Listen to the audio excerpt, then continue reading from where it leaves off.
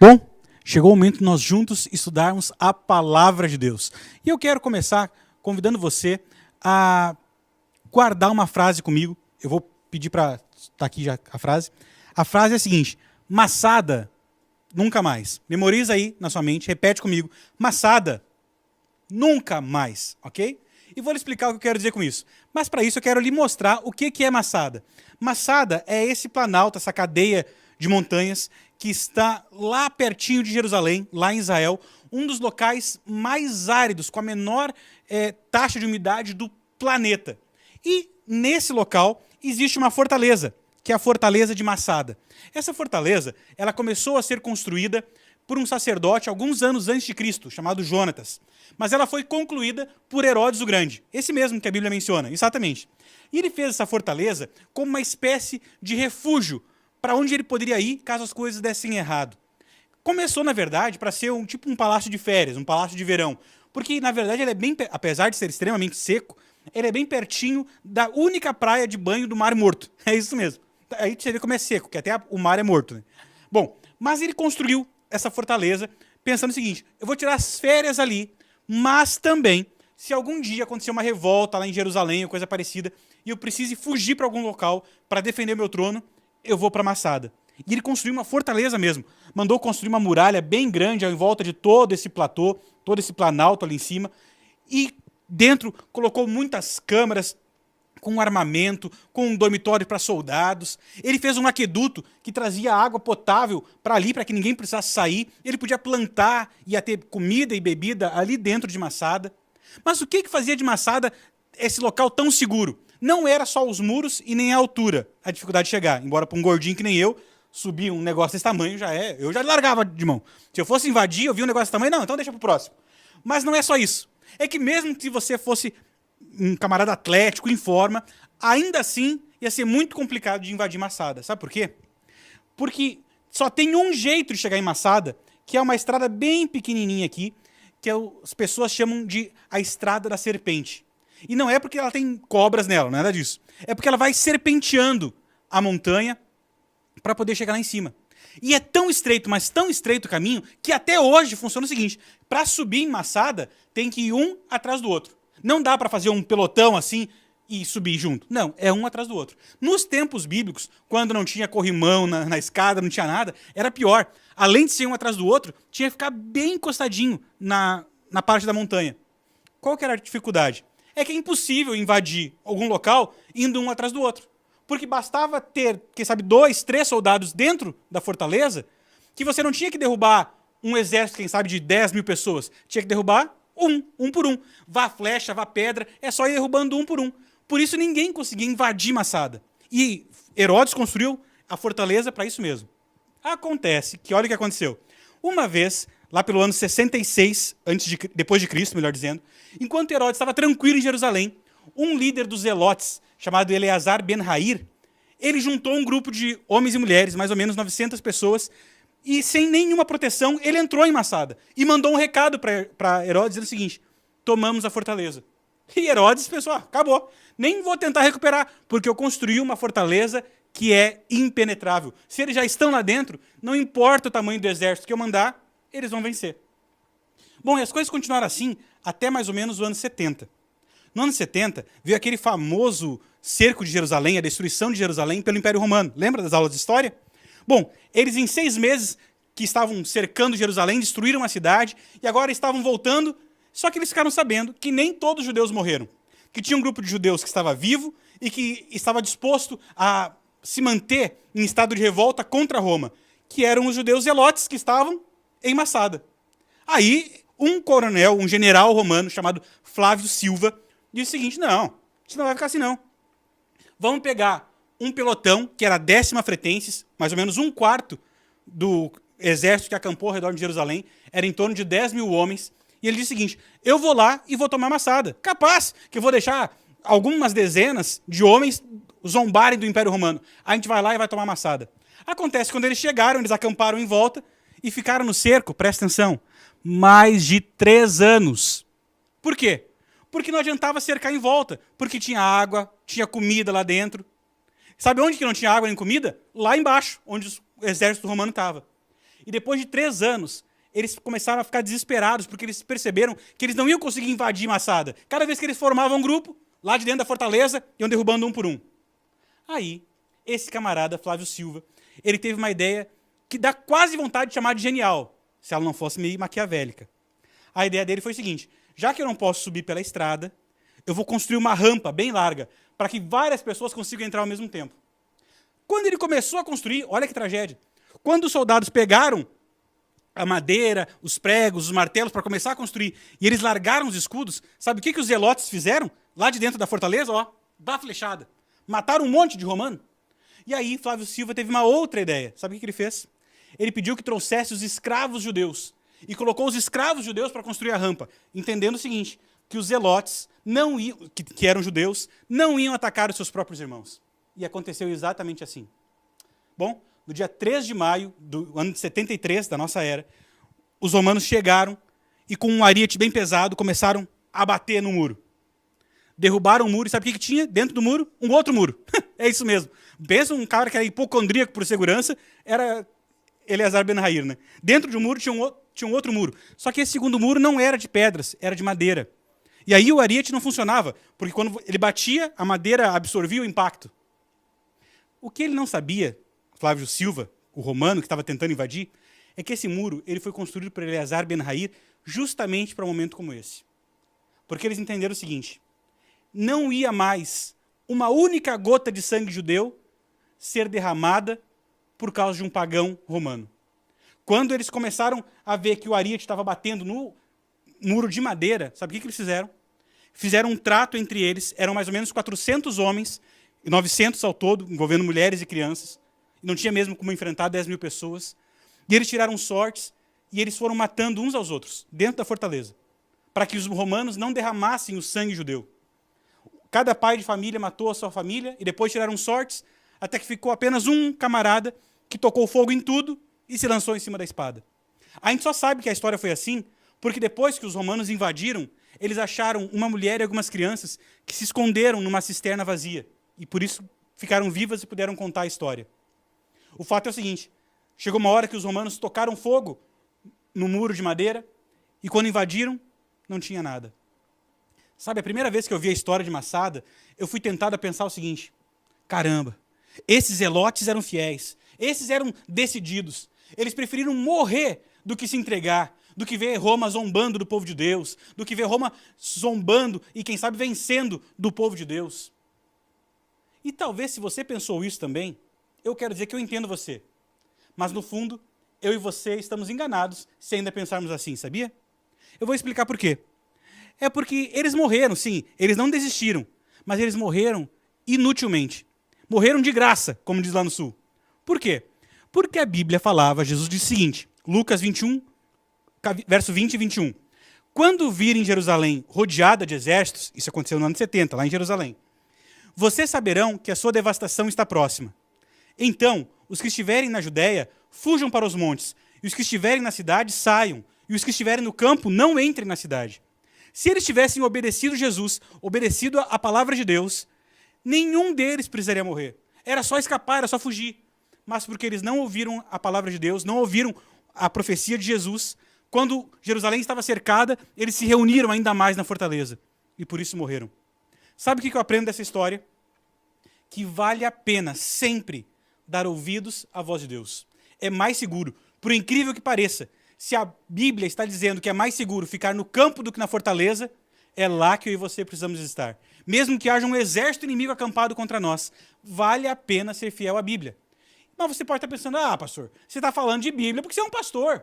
Dizem que o escritor Ariano Suassuna, que é um gênio de frases incríveis, dizem que é dele, eu não sei se é dele, mas dizem que é dele uma das frases que eu achei mais geniais mesmo sobre esse negócio de opinião. Ele dizia o seguinte, que ele classificava a humanidade em 2 grandes grupos.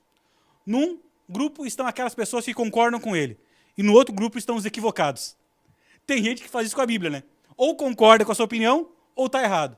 E eu quero dizer que, não, eu não estou dizendo que você é obrigado a concordar com a Bíblia só porque eu sou um pastor e eu concordo. Não.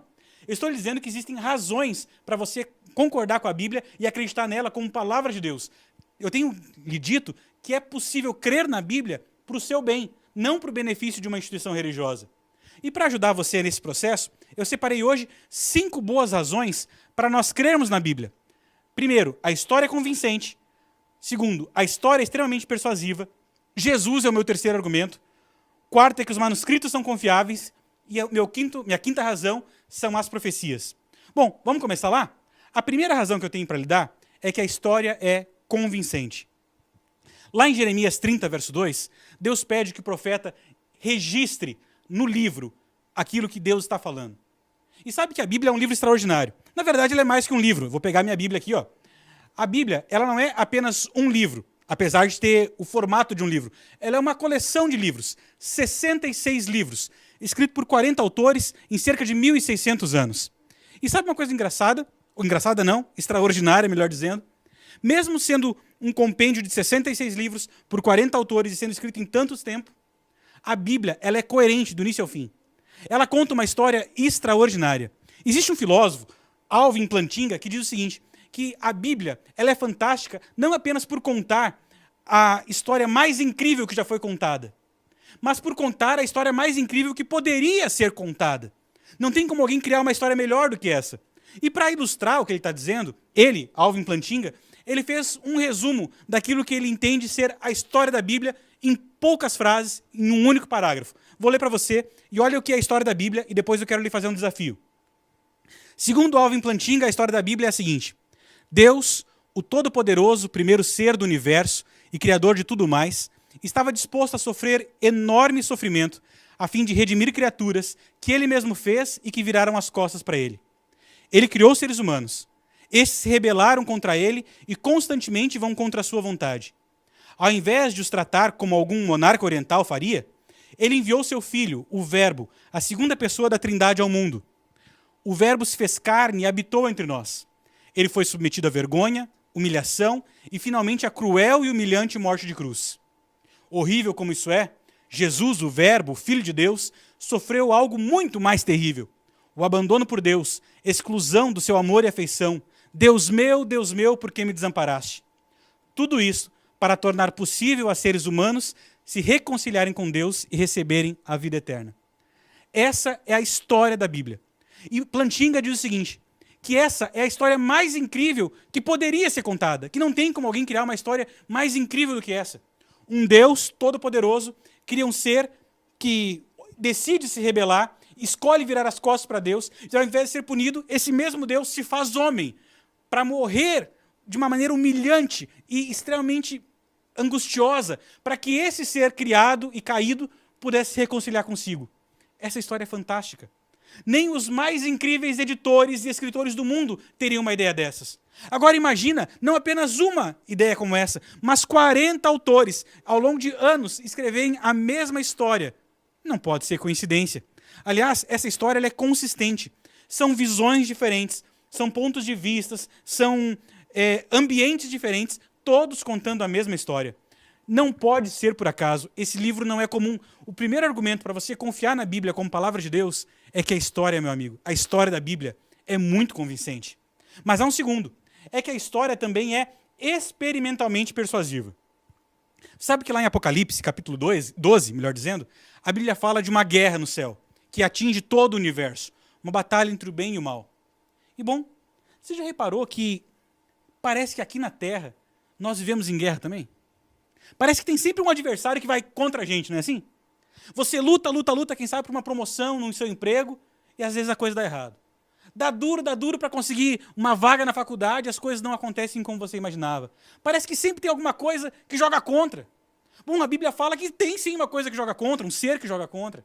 Aliás, pensa um pouquinho em como a nossa mente é atraída por essa questão de batalha, de guerra entre o bem e o mal. Eu vou pensar aqui de cabeça alguns filmes, Star Wars, todo o universo Marvel, aí, vamos lá, Vingadores contra o Thanos, pode vir DC também, Liga da Justiça, Super-Homem, Batman. Já percebeu quantas vezes nós criamos o mesmo enredo? O enredo é o seguinte, nós estamos em perigo e precisamos de um herói diferente da gente para nos resgatar. Por que nós gostamos tanto desse tipo de história, desse tipo de enredo? Bom, porque é o nosso enredo. É como nós vivemos a vida no dia a dia. Às vezes é o nosso casamento que precisa de resgate. Às vezes a nossa vida financeira, a nossa saúde, a gente sabe de verdade o que é chegar no limite e precisar de uma ajuda externa. Isso eu creio que é porque, no fundo, nós temos um resquício dentro do nosso coração da mensagem bíblica, que há uma batalha. Mas mais do que isso, você pode experimentar a Bíblia na sua vida e ver a diferença. 2 Timóteo 3,16 diz assim, que toda a Bíblia é inspirada por Deus e ela é útil para correção, para educação, para transformação. E agora eu quero dar um testemunho do que eu tenho visto nos últimos anos. Eu tenho conhecido muitas pessoas que têm a vida absolutamente transformada ao ter contato com a Bíblia. Eu tenho visto pessoas que eram presas em vícios que se libertam. Eu tenho visto casamentos em farrapos serem restaurados. Eu tenho visto pessoas sem esperança alguma na vida voltarem a sonhar por causa da história da Bíblia, por causa da Bíblia. Agora, não me diga que esse é um livro comum, porque outros livros não têm esse poder. A experiência de ler a Bíblia é diferente de ler outros livros. A experiência mostra que a história é persuasiva. Agora, o meu terceiro argumento para você entender que a Bíblia não é comum é Jesus. João 5,39, Jesus fala assim, olha, que você tem que examinar a Bíblia, porque a Bíblia fala dele. E é assim que nós temos vida eterna. Sabe que Jesus, ele foi considerado já há muito tempo a pessoa mais influente da história da humanidade. E ele, Jesus, estudava a Bíblia. Mais do que estudar, ele afirmou com todas as letras que a Bíblia era um livro sobre ele. Falam dele. Bom, das duas uma. Ou Jesus é um louco, o que eu imagino que você não concorda, ou se vale a pena seguir o que ele está falando, vale a pena você dar crédito à Bíblia, porque ele usava a Bíblia. Aliás, tem gente que fala assim, não, mas agora a Bíblia pode ficar de lado, porque agora a gente tem Jesus. E as informações de Jesus você tira de onde, amigão? Não é da Bíblia? E ele próprio, Jesus, não estudava a Bíblia do Antigo Testamento? A Bíblia como um todo é inspirada por Deus. E Jesus prova isso na sua própria vida, cumprindo profecias, estudando a Bíblia e recomendando você a estudar a Bíblia também, porque é assim que nós somos felizes. O meu quarto argumento para você valorizar a Bíblia é que os manuscritos bíblicos são confiáveis. Isaías 46, verso 9, diz que desde os tempos antigos Deus tem feito registros. Bom, e eu quero me concentrar aqui sobre um achado que aconteceu em 1947 e 1948, que foram os manuscritos do Mar Morto. Sabe que isso foi algo extraordinário mesmo. O arqueólogo W.F. Albrecht, que foi quem conduziu a expedição que descobriu os manuscritos do Mar Morto, disse o seguinte, esse foi o maior achado arqueológico dos tempos modernos. Você pode pensar, claro, né, pastor, foi ele que achou, ele está valorizando, puxando brasa para o assado dele. Mas um outro camarada falou algo muito parecido. Bryant Wood disse o seguinte, os manuscritos do Mar Morto nos deram manuscritos do Antigo Testamento aproximadamente 1000 anos mais antigos do que os manuscritos mais antigos que tínhamos anteriormente. Eles nos mostraram que o Antigo Testamento foi transmitido com exatidão ao longo desse período. E aqui vai o meu quarto argumento. A Bíblia, ela não foi apenas produzida de uma maneira sobrenatural. Ela foi protegida, ela foi preservada de uma maneira sobrenatural. Por que eu estou dizendo isso? Só você pensar quantos anos tem a Bíblia. Mais de 1.600 anos. Muito mais. Cerca de, na verdade, 3.500 anos. Esse é o tempo que existe a Bíblia. É muito tempo, não acha? E olha que coisa curiosa. Existem milhares de manuscritos da Bíblia. E todos eles coerentes. Foi esse o testemunho de Bryant Wood. Os manuscritos do Mar Morto mostraram que os rolos de Isaías, por exemplo, eram exatamente como aqueles que nós temos nas nossas mãos hoje. Agora, se você vai para outros livros, outros escritos antigos, você não consegue a mesma fidedignidade. Pensa, por exemplo, em Homero, esse da Ilíada, a Odisseia de Homero. Agora, ele viveu nos tempos gregos e sabem que existem poucas dezenas de cópias do escrito dele. E ninguém tem certeza se aquilo que ele escreveu é aquilo que nós conhecemos hoje, porque se perderam. Agora, a Bíblia, mesmo muito mais antiga, foi preservada. Porque, com certeza, algo sobrenatural agia para manter intacta as letras das Escrituras. Para que você recebesse a mensagem de Deus tal qual ela foi deixada para o seu escritor original, para o seu público original.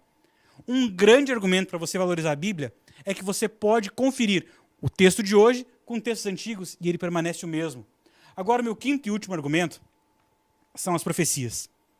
João capítulo 14, 29, Jesus diz o seguinte, olha, você olha as profecias, para que quando elas cumpram, vocês creiam que foi Deus que me enviou, que foi Deus que falou. E as profecias são exatamente isso. As profecias não são um jogo de predição, porque isso envolveria risco, acertar ou não. Não é tipo Na minha geração, quando eu era criança, tinha o Walter Mercado, lembra do Ligue Já? Não é Ligue Já. Não é você tentar predizer o que vai acontecer no futuro, que pode dar certo ou não. Não. Profecia é Deus falando como vai ser o futuro. Isso é profecia. Essa é a profecia bíblica. Sabe que nessa semana, a cada noite, nós vamos estudar um pouquinho mais das profecias bíblicas. Eu vou lá já dar uma abertura aqui para você sobre alguns assuntos que nós vamos tratar. Nós vamos tratar, por exemplo, sobre profecias no livro de Daniel, 2.300 tardes e manhãs. A gente vai conversar sobre o número da besta. Já ouviu falar nele? 666, tanta gente fala. A gente vai conversar sobre isso. Sobre o selo de Deus. Agora, tudo isso, sobre as bestas do Apocalipse, a gente vai conversar nessa semana. Agora, tudo isso, você vai ver ao longo desse período, que são evidências que as profecias foram realmente dadas por Deus. E se as profecias estão na Bíblia, é porque Deus tem cuidado desse livro. Esse é o plano de Deus para mim e para você. Bom, nós estamos chegando na parte final e eu quero lhe fazer um desafio. E para isso eu convido você a pegar o seu celular, pegar o seu computador, e você vai externar uma decisão através de uma maneira muito simples. Ou mandando um WhatsApp para esse número que vai aparecer aqui na tela, que é o WhatsApp do Ministério Jovem, que é 47 99 654 8796, dizendo que aceita, ou então através do site minhadecisão.com.br. Ali tem algumas perguntas. E eu quero lhe desafiar a aceitar, conhecer mais da Bíblia hoje. Se você, quem sabe, ainda não fez um estudo bíblico, você pode pedir um estudo bíblico através do WhatsApp ou através da Minha Decisão. Mas é a oportunidade de você conhecer mais das Escrituras. Dar uma chance para Deus mostrar para você que Ele quer falar contigo. Que a Bíblia é um livro diferente. É o nosso livro. É um recado de um Deus que morreu para nos resgatar. Bom, eu quero terminar contando um detalhe da história lá de Massada que eu pulei. Você sabe que foi preservado alguns tabletes de barro que eram onde eles sortearam os homens que ficariam vivos. E sabe que um dos tabletes tem justamente o nome, sabe de quem? Eleazar Ben-Hair. Ele foi um dos que ficou vivos. Sabe o que significa? Pelo menos no primeiro momento. Sabe o que isso significa? Que houve um momento em que Eleazar teve que olhar, quem sabe, para sua esposa, para os seus filhos, e precisou matá-los. Cena forte, né? Tem algum pai, alguma mãe me ouvindo? Imagina você pegar o seu filho e dizer: olha, filho, o papai, avisaram o papai que ia acontecer, mas o papai não ouviu. E agora eu preciso lhe matar por causa disso. Terrível. Tudo isso porque não deram atenção à Bíblia. Aliás, quando essa história se tornou conhecida, o exército israelense, melhor dizendo, ele decidiu que nunca mais eles iam repetir a cena de Massada. Nunca mais iriam chegar numa situação a ponto de dizer que teriam que se entregar ou morrer para não serem atacados por povos pagãos. E eles cunharam uma frase, que é assim: Massada nunca mais. Nunca mais vai se repetir Massada. E eu quero desafiar você a fazer desse slogan o teu estilo de vida. Na tua história, Massada nunca mais. Nunca mais Deus vai dar um recado para você e você vai dar de ombros, vai deixar para lá. Chega. Massada nunca mais. Se Deus falou, nós vamos ouvir. Se Ele revelou, nós vamos escutar. Se as Escrituras nos mostraram, nós vamos atender. Massada nunca mais. Massada, morrer por ser teimoso, nunca mais. Nunca mais. Nós queremos ter vida e vida eterna. E João 5,39 fala: então olhe as Escrituras, porque é ali que nós temos vida eterna. Massada nunca mais. Você não pode permitir que uma tragédia como essa aconteça na sua vida, na vida da sua família. E por isso, eu quero agora fazer uma oração com você, pedindo para que a história de Massada não aconteça mais. Para que eu e você demos valor e ouvidos à Bíblia. E você pode, na sequência, através do site ou através do WhatsApp, registrar a sua decisão. Alguns, quem sabe, já estão estudando a Bíblia e estão pensando que é a hora de tomar uma decisão ainda mais intensa, que é de ser batizado. Há essa opção ali. Mande um WhatsApp, marque no minhadecisão.com.br que você quer ser batizado. Nós vamos procurar entrar em contato com você o mais rápido possível, mas não permita que Massada aconteça outra vez na sua vida. Nunca mais.